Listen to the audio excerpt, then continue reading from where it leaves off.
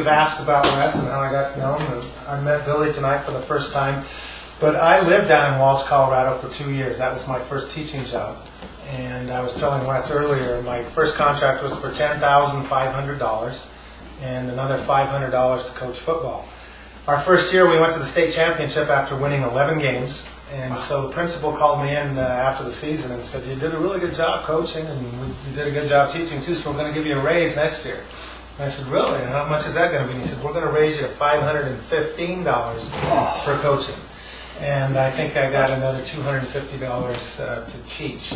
So I didn't know Wes in that time period, but I had heard his name a lot, and as time went on and through different political things I did and so on, and when he eventually got elected, I got to meet him. He was here last spring, or I guess 2 springs ago now, when we had a fundraiser here for Bill Ritter, and I talked to him then about possibly running, and he said, "Let me know what I can do to help." And then a couple of months ago, I guess, he asked me if I would fly him and some folks from southeastern Colorado over the Pinyon Canyon. You all know what's happening with Pinyon Canyon at Fort Carson. And so I did. I flew down there and I picked him and 2 other guys up, and we took a video camera. Actually, Wes had to stay behind because we were overweight and it was a very hot day. But he was more than gracious and said, "You guys go, I've been over there." So one of the guys that were with us had lost, how many, 30,000 acres, I believe, back in the first round when the Army condemned some land back in the 1980s. And as I flew over this beautiful canyon, you know, there were tears in this man's eyes, and he kind of alternated between half crying and then being very angry at the Army and the government. And so I flew around and took lots of videos, and I'm not sure where that process is right now, but as you, I think, all know, we do have a year to go before the Army can do anything else, thanks to our senators and representatives. We wanted to do a little fundraiser tonight, and we just invited some neighbors and some people who helped us out to help us get ready for the big kickoff, which is on the 27th, and I hope that you all have invitations to that down at the Roxy.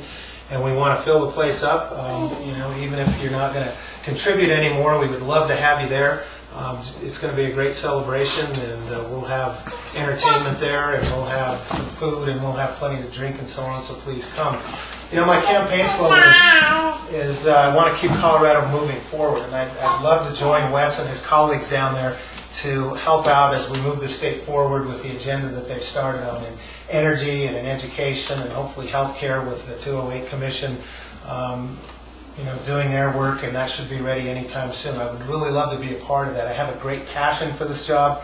People ask me all the time, "Why do you want to do this? You know, you've got a nice house, you've got a nice family, you're going to have a nice retirement. Why don't you just kick back and relax?" And my answer is, for some reason, I've always had this passion in me for public policy. I've had this passion in me for politics ever since I was a 3-year-old helping my dad with John F. Kennedy stickers on cars in our hometown. And I really believe that I can make a difference and bring a lot to the table with my real-life experiences. So I appreciate so much you helping me out. People like Pat, who've been with us for so long now, and Tom, and my next-door neighbor Scott, who's a great guy and is the president of our neighborhood association, and Al down the street, and Linda, and Debbie, and all of you. This, I was telling somebody earlier, believe it or not, Christine was one of my doctoral professors, and she, you know, certainly doesn't look the role, but she was an excellent professor to me, and I appreciate her being here, and Chloe, who's just kind of come on board and helped us out, and Jerry. So thank you so much for being here. We look forward to working with you over the campaign. And if you would like some more dessert, hamburgers, whatever, there's plenty of beer, there's plenty of Pepsi, Coke, and whatever else you need. Please feel free. And with that, I'll turn it back to Wes. You'll have plenty of opportunities to hear me speak in the future. Please feel free to ask anything you'd like at any time. You are my sunshine, my only sunshine. You make me happy when skies are gray.